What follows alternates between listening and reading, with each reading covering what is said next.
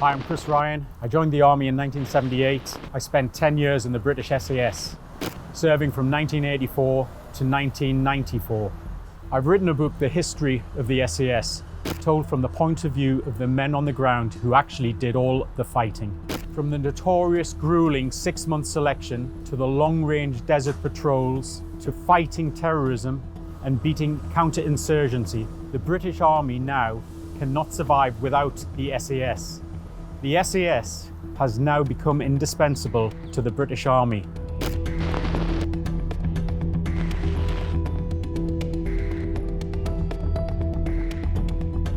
In 1980, the Special Projects team of 22 SAS mounted a rescue mission at the Iranian Embassy, the building you can see just over my shoulder. This was the most successful hostage rescue the world had ever seen.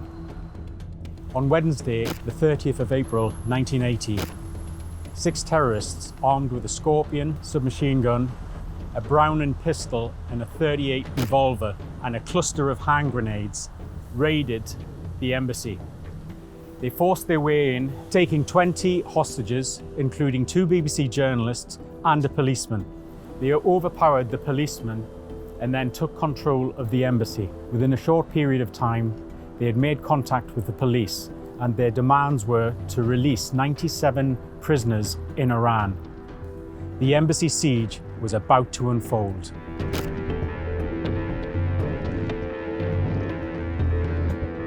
On the early hours of the 1st of May, it was decided to bring B Squadron 22 SAS into London.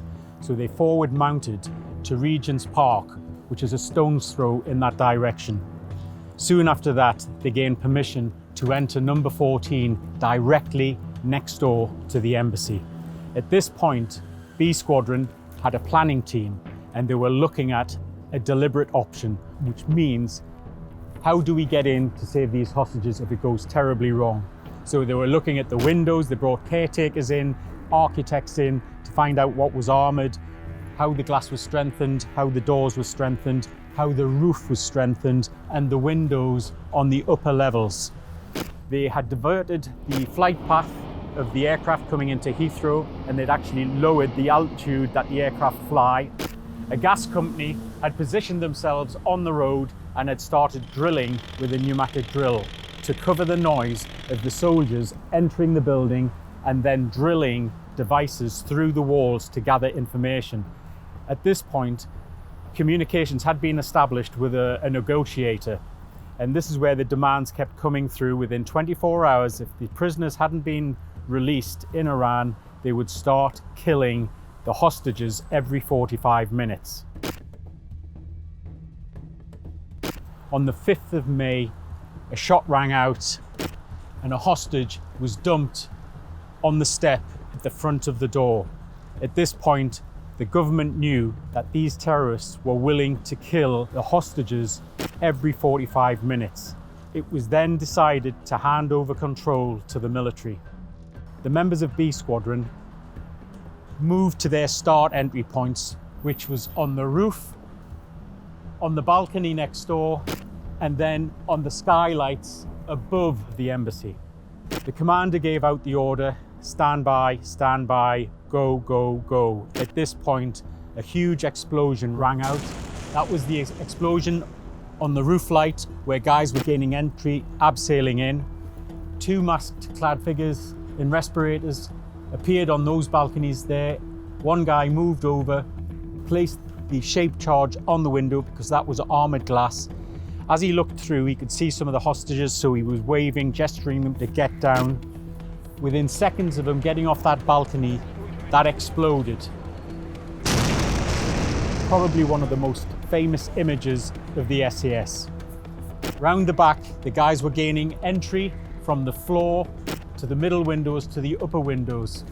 As the guys were making entry into the building, they were engaging any threats once they had identified that they were armed terrorists. Outside, the images of the building in smoke and rounds being discharged echoed through London.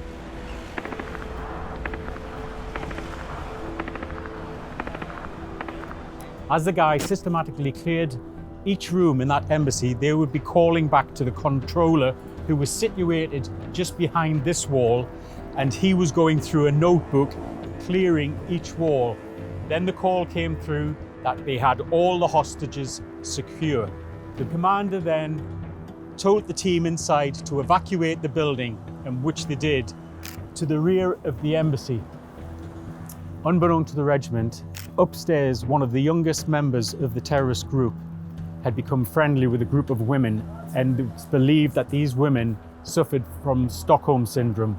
So when they started to evacuate the embassy, these women covered this guy with a towel or a blanket and then started running down the stairs.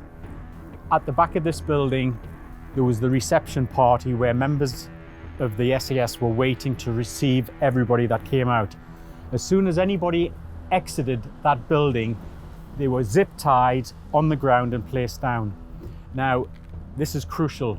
One of the youngest members of the squadron at that time identified the young terrorist being brought out, and he shouted his name, took him down and secured him. Behind here you have quadrangles, and all the press were around the top of the quadrangles, so they had footage of this young terrorist coming out alive. Some of the older members of the regiment who'd served well in Oman, who were great fighters, saw him, identified him, and told him to hand him back to them to take him back into the embassy, where undoubtedly he would have been executed. The whole face of this operation would have been soured if that had actually happened. This operation basically put the SAS on the map. It went right round the world. Everybody saw what the SAS did in terms of this type of operation. On one hand, it was absolutely a brilliant thing for the regiment, for funding, and for the anti-terrorist team to basically develop all their tactics. On the other hand, that operation has been a curse to the SAS because everybody knows who they are now. This sent a message around the world to any aspiring terrorist. If you come to this country and try anything, this is what happens.